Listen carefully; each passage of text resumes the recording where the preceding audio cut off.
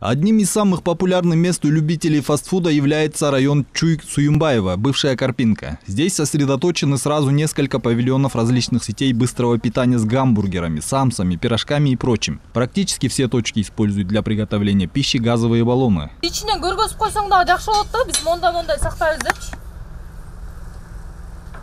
На наши просьбы, почему на открытом месте стоят взрывоопасные газовые баллоны, сотрудник одного из точек общепита ответил, что это не в его компетенции, потребовал не снимать на камеру.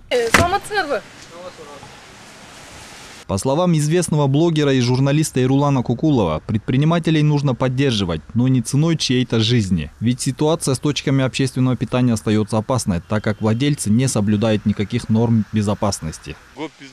На самом деле предприниматели не желают обезопасить своих сотрудников, соблюдая нормы пожарной безопасности. Ведь по сути это не очень-то и дорого стоит. Проблема с газовым баллоном остается до сих пор. Как вы знаете, было немало случаев, когда при взрыве умирали люди. К примеру, недавно от взрыва умерла молодая девушка в Караколе. Более 10 человек пострадали в Таласской области. Пользуясь случаем, хотелось бы обратиться к предпринимателям. Не нужно ждать, пока аналогичная ситуация произойдет с вашим заведением.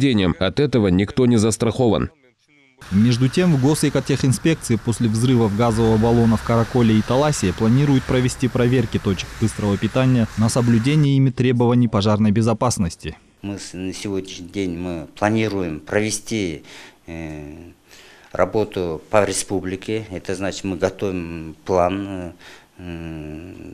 для согласования с губернаторами, чтобы как бы подворовой, поуличный обход всех мест общественного питания точек, потому что при проведении проекта было выявлено, что некоторые киоски были установлены незаконно, и они занимались этой деятельностью. В связи с тем, чтобы как бы проверить все точки, охватить все точки, мы хотим полностью ревизию, инвентаризацию провести, создать определенную комиссию, рейды провести по всей республике. Напомним, ранее в Караколе при взрыве газового баллона в точке фастфуда умерла 20-летняя девушка, 6 человек пострадали, у них диагностированы ожоги разной степени. Также в результате взрыва газового баллона в общепите в Таласской области пострадали 11 человек. В больнице остаются 10 человек, 2 в тяжелом состоянии.